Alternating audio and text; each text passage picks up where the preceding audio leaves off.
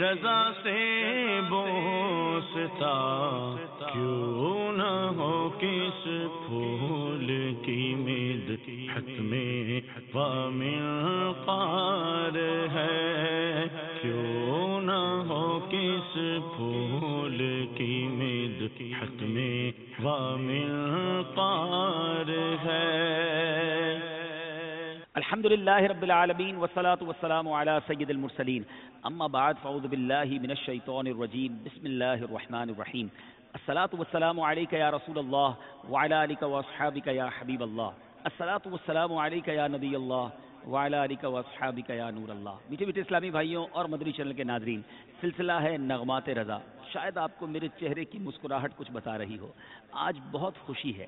خوشی کیوں ہے کہ آج نغمات رضا میں اس کلام کو شامل کرنے جا رہے ہیں جس میں ہم سب کے آقا مدینے والے مصطفیٰ معراج کے دولہ صلی اللہ تعالی علیہ وسلم کے معراج شریف کے سفر کو ذکر کیا گیا ہے۔ جی ہاں، آج قصیدہ معراج انشاءاللہ پڑھیں گے بھی، سنیں گے بھی، جھومیں گے اور سمجھیں گے بھی۔ بہت بار سنا ہوگا مگر شاید اس کے بہت سارے اشعار مدنی چینل کے ناظرین ہم سمجھ نہ سکے۔ آج اعلیٰ حضرت کی شاعری کا وہ شاہکار سننے جا رہے ہیں، یقیناً تیار ہو جائیے، دل جھومتے جائیں گے، اللہ نے چاہا روح بھی جھومے گی، اور اعلیٰ حضرت سے محبت میں بھی اضافہ ہوگا، اور ان کے صدقے نبی پاک علیہ الصلوۃ والسلام کی محبت میں بھی اضافہ ہوگا۔ اے میرے بیچ اسلامی بھائیوں، معراج کا سفر بڑا مبارک سفر، بڑا نورانی سفر۔ شاعر لکھتے ہیں نا، عرش سے نور چلا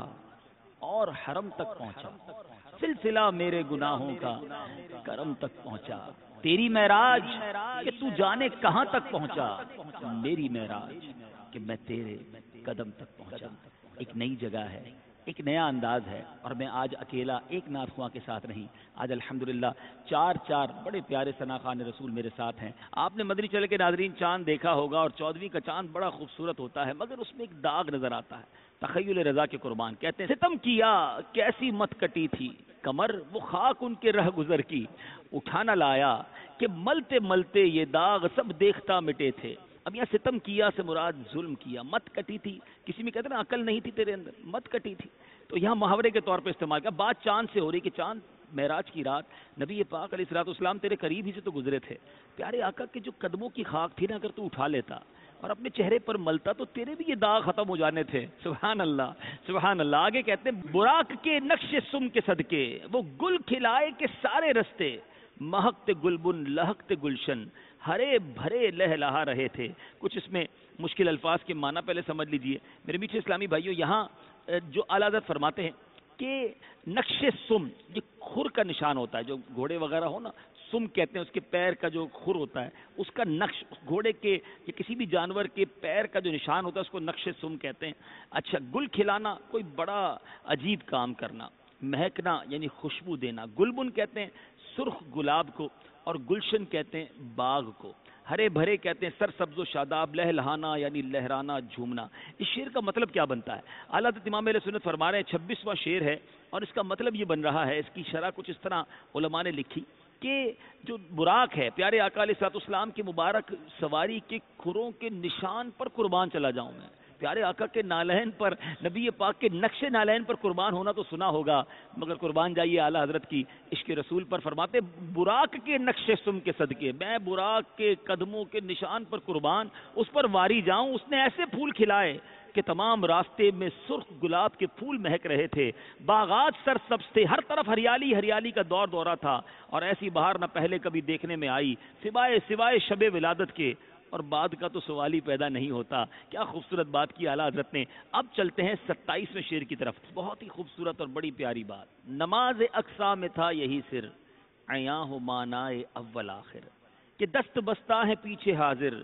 جو سلطنت آگے کر گئے تھے۔ یہ کون سی نماز ہے؟ مسجد اقصا میں پیارے آقا علیہ الصلوۃ والسلام نے جو انبیاء کی امامت کی تھی، سبحان اللہ، شب معراج یہ شرف نبی پاک علیہ الصلوۃ والسلام کو عطا کیا گیا۔ شاعر لکھتے ہیں نا، صف بصف کھڑے ہیں انبیاء، مصطفیٰ امام ہو گئے۔ اے میرے بیچ اسلامی بھائیو، اب اس سے مراد یہ ہے، یہاں سر سے مراد وہ راز، حضرت کہتے ہیں کہ نماز اقصا میں کیا راز تھا، عیاں ہو جائے، ظاہر ہو جائے کہ کون اول ہے کون آخر ہے، معنی اول آخر پتہ چل جائے کہ دست بستہ ہیں پیچھے حاضر، نبی پاک کے پیچھے ہاتھ باندھے کون کھڑے ہیں، جو سلطنت آگے کر گئے تھے، جو پہلے تمام انبیاء گزرے وہ سب پیارے آقا کے پیچھے ہیں، تو پتہ چل جائے کہ کون اول ہے کون آخر ہے اور کس کا مرتبہ کتنا اعلیٰ اور عرفہ ہے۔ سبحان اللہ۔ اور اگلے شعر میں لکھتے ہیں یہ ان کی آمد کا دبدبا تھا، نخار ہر شے کا ہو رہا تھا، نجوم و افلاک جام و مینا اجالتے تھے کھنگالتے تھے۔ اللہ غنی۔ کچھ مشکل الفاظ کے معنی سمجھتے ہیں۔ دبدبا روب کو کہتے ہیں، نکھار سے مراد صفائی اجلاپن، نجوم ستارے، افلاک آسمان، جام پیالہ، مینا سراہی، اجالنا یعنی اجلا و صاف کرنا، کھنگالنا یعنی پانی برتن میں ڈال کر جو صاف کیا جاتا ہے کھنگال لو برتن کو، یہاں یہ مراد ہے۔ یہ کون سی سراہی ہے، یہ کون سے برتن ہیں، یہ کون سا پیالہ ہے، کہیں ستاروں کی بات ہے، نجوم، کہیں آسمان اور کہیں سراہی کی بات، کچھ تھوڑا سا ربط سمجھ نہیں آ رہا، آئیے سمجھنے کی کوشش کرتے ہیں اعلیٰ حضرت کیا فرما رہے ہیں۔ اعلیٰ حضرت فرماتے ہیں کہ بات یہ ہے کہ شہنشاہ کائنات صلی اللہ علیہ وسلم کی آمد تھی اور ان کے روب اور دبدبے کی وجہ سے ہر شے کو اجلا کیا جا رہا تھا۔ چنانچہ ستارے اور آسمانوں کی یہ ڈیوٹی لگائی گئی تھی کہ ساغر و مینا یعنی گلاس اور سراہی کو اچھی طرح اجلا اور مصفہ کرو، اس لیے کہ ان برتنوں میں آب کوثر کھنگال کھنگال کر میل کچیل کو دور کر رہے ہیں تاکہ عشق مصطفیٰ کی شراب طہور سے آسمان والوں کو نوازا جائے، کیونکہ بادشاہ جس علاقے کے دورے پر جاتے ہیں اس علاقے کی بھلائی کے لیے کچھ نہ کچھ کر کے آتے ہیں۔ ہمارے دنیا دار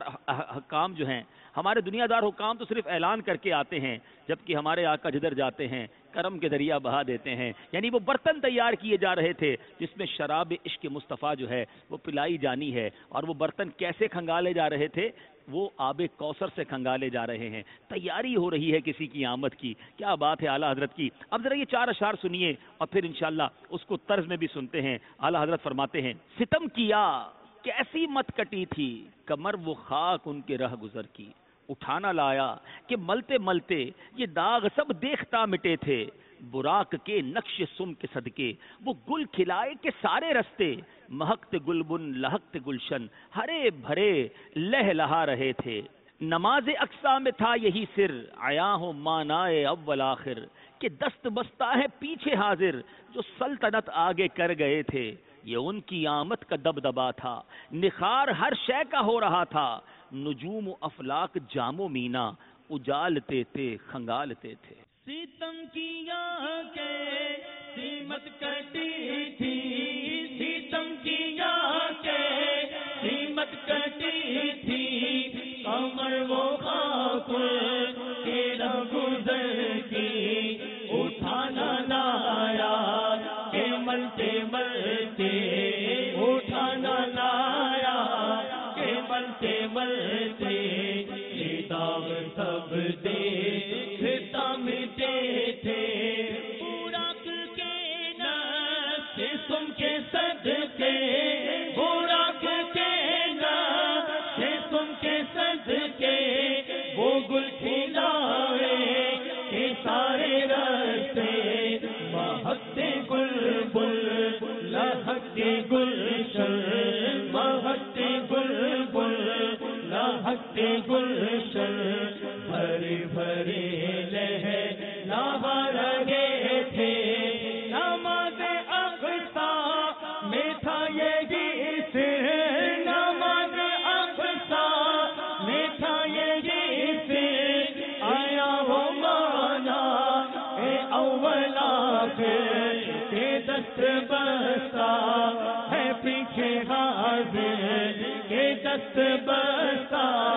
ہے پیچھے حاضر، جو سلطنت آگے کر گئے تھے، یہ ان کی آمد کا دبدبا تھا، یہ ان کی آمد کا دبدبا تھا، نکھارے ہر شے کا ہو رہا تھا، نجوم اپنا جام و مینا، نجوم اپنا جام و مینا اجالتے تھے کھنگالتے تھے، پر یہ اللہ نے یا رسول اللہ، پر وسلم علیک یا حبیب اللہ ہے چار سوئے شورا معراج مصطفیٰ ہے چار سوئے شورا معراج مصطفیٰ ہے معراج مصطفیٰ ہے معراج مصطفیٰ ہے اللہ گونج گونج اٹھے ہیں نغمات رضا سے بوستا کیوں نہ ہو کس پھول کی مدحت میں وامن قار ہے کیوں نہ ہو کس پھول کی مدحت میں وامن